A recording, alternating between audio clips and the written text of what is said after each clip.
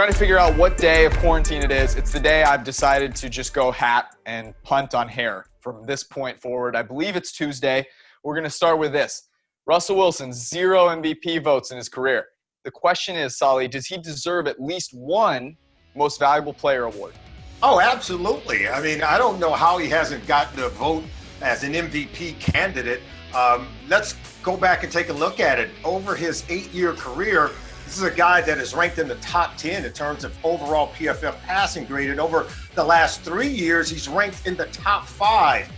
No other quarterback over the last 8 seasons has had over 100 big-time throws outside of Russell Wilson. So he's performing at an elite level, but he's winning a lot of games also. So no doubt it gets my vote. Yeah, I don't want to get too caught up in recency bias here because last year was clearly Russell Wilson's best season. He was our top-rated quarterback for the majority of the year. He was carrying Seattle, but that hasn't been the norm relative to the rest of the league. He hasn't been a top 3 quarterback for the majority of his career, and those are the guys that get the MVP votes. I do think eventually he'll get there, but I don't think looking back at Russell Wilson, other than last year when he should have been right there in the conversation with Lamar Jackson like we think he should have been, it's not like the entirety of his career, he's been getting screwed by the voters. I think he'll get there, but to this point, I think the voters have done the right thing with Russell other than last year. Steve, you finally got one right. Here's the thing. Looking at PFF wins above replacement, he has never been inside the top 5 until last season when he was number 1. Now, here's the tough thing is I have no beef with Lamar winning. Now, I would have voted for Russell Wilson, so do I think he should have one?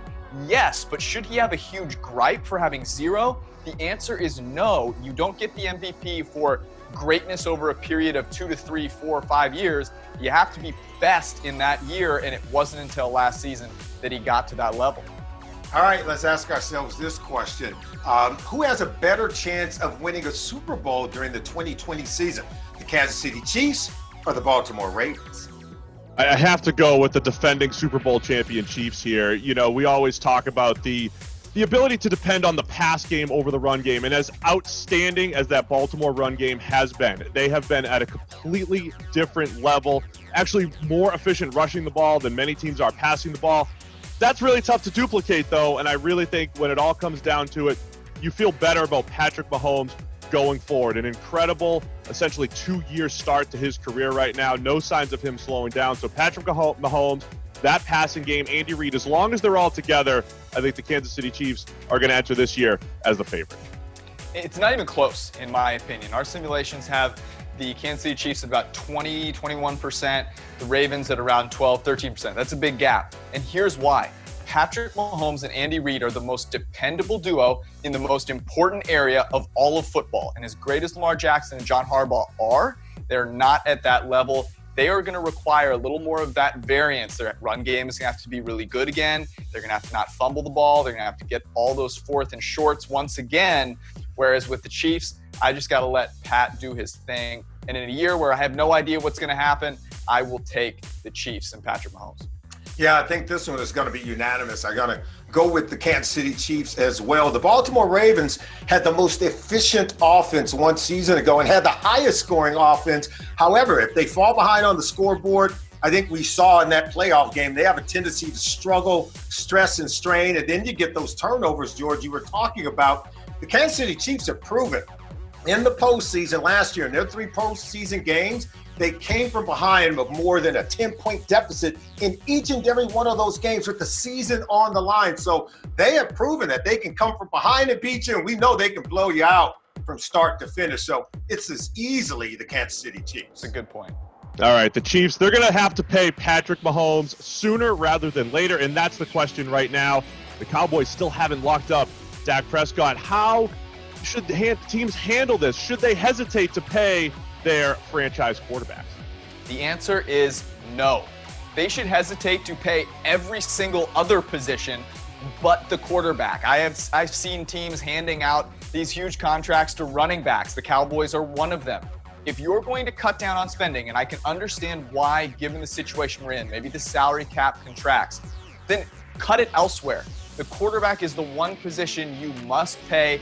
Don't overpay mediocre guys, but once you know it's a guy that has top 10 potential, and Dak has proven that in a couple of his seasons, pay the guy.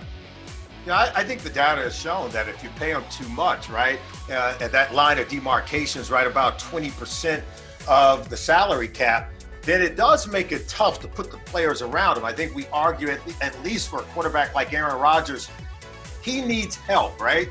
We know that the quarterback is the most dependent position on the football field. They never go in when it's time to negotiate the contract. They never say, I need help. It's only after they take the lion's share of the salary cap pool do they later say, hey, I need a receiver. Hey, I need better protection. Hey, I would like to have a defense that can get the ball back on turnover. So I don't think it's absolute that you just pay the quarterback whatever you can pay him and starve the rest of the team. I do think there has to be this line of demarcation. I think 20% of the cap, it represents that line. Yeah, George, you mentioned, hey, if you've got a top 10 guy, you have to do it. And I agree. The question is, when do you know you have that top 10 guy? Dak is a guy that has 2 years in our top 10 and 2 years barely in the top 20. So he has shown when everything around him is good, he can produce, as he did last year, number 2 in wins above replacement. So I think it's a little trickier than just saying yes. Unless you have Patrick Mahomes, yes. If you have Aaron Rodgers, yes. Russell Wilson, yes. But the middle tier of quarterbacks in the NFL, I don't think it's a clear-cut yes. I think it's do your best to try to find a friendly deal that locks them up for 2 or 3 years and gives you an out, because I think smart teams are always looking for that next quarterback too, and perhaps a cheap one on a rookie deal if they're being smart. I think Dak kind of lands just outside that top 10, so still in that middle tier. You already paid Zeke. That's the one you got to get out of. That's a different question. That was definitely a mistake. Different question, though.